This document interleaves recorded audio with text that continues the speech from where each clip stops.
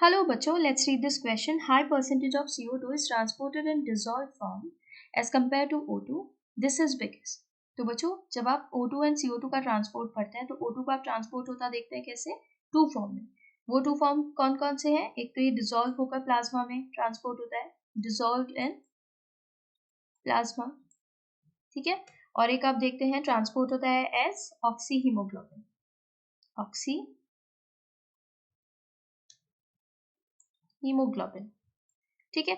Oxy haemoglobin के form में 97 to 99% आप ट्रांसपोर्ट देखते हैं. ऐसे ट्रांसपोर्ट होती है 97 to 99% ऑक्सीजन, ठीक है. और जो ऑक्सी हीमोग्लोबिन कॉम्प्लेक्स बनता है ना, ये टेम्पररी कॉम्प्लेक्स है, ओके. और प्लाज्मा के फॉर्म में आप देखेंगे 1 to 3% ऑक्सीजन इस फॉर्म में ट्रांसपोर्ट होता है. अब हम अगर CO2 की बात करते हैं, कार्बन डाइऑक्साइड की, ठीक है. तो कार्बन डाइऑक्साइड की अगर हम बात करें तो कार्बन डाइऑक्साइड 3 फॉर्म में आपको ट्रांसपोर्ट होता नजर आता है, एज कार्बोनिक एसिड और as bicarbonate, as carbonic acid, ठीक है, as bicarbonate, ठीक है. और एक आप देखते हैं as carbamino haemoglobin, carbamino haemoglobin ऐसे लिख देते हैं.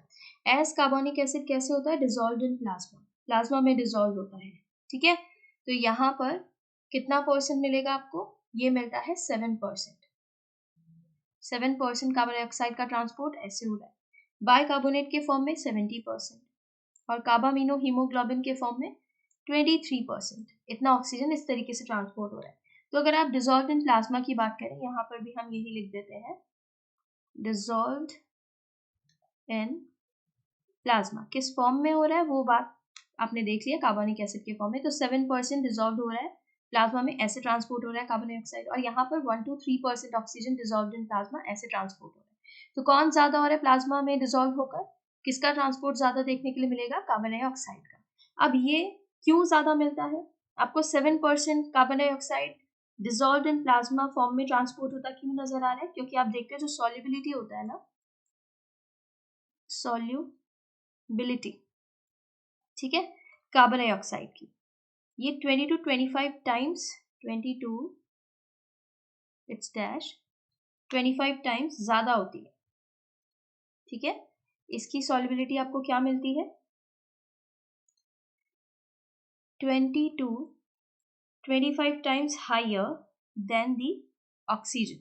जो ऑक्सीजन की सॉल्युबिलिटी है उससे कार्बन डाइऑक्साइड की सॉल्युबिलिटी 20 to 25 टाइम्स ज्यादा होती है. तो आप देखेंगे the amount of carbon dioxide that can diffuse through the diffusion membrane per unit difference in partial pressure is much higher as compare to that of oxygen, ठीक है. तो डिफ्यूज होने की कैपेबिलिटी किसकी ज्यादा है? कार्बन डाइऑक्साइड की, क्योंकि इसकी सॉल्युबिलिटी ज्यादा हो जाती है, ठीक है, इसकी सॉल्युबिलिटी ज्यादा है. तो अब यहाँ पर आप देखते हैं higher percentage of carbon dioxide is transported in dissolved form as compare to oxygen. This is because. ऐसा क्यों होता है? क्योंकि oxygen has high solubility in plasma. ये इनकरेक्ट है. आपने देखा किसकी सॉल्युबिलिटी ज्यादा है? कार्बन डाइऑक्साइड की.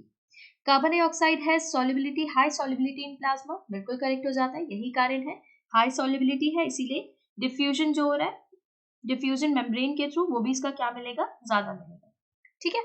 Partial pressure of carbon dioxide is high in blood than partial pressure of oxygen. ये incorrect है, ये कारण नहीं है. Carbon dioxide has low solubility in plasma. Carbon dioxide की low solubility है प्लाज्मा में, ये incorrect हो जाता है. ऑप्शन 2 यहाँ पर करेक्ट बन रहा है. इसके regarding information new NCERT class 11 page number 188 पर गिवन है. Thank you.